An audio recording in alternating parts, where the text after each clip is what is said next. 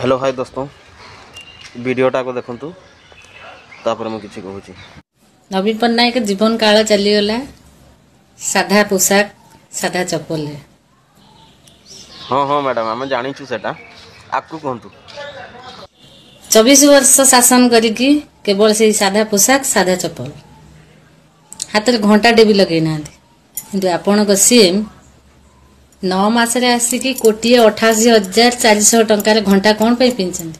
आपण को सीएम पिला बेले मद खर्च मासकू केते वर्षकू केते आ 24 वर्ष केते हो तार हिसाब उत्तर मते दियंतु। अच्छा मैडम से घंटाटा किनला बेले आपण जाइथिले पाखकू देखिया पई।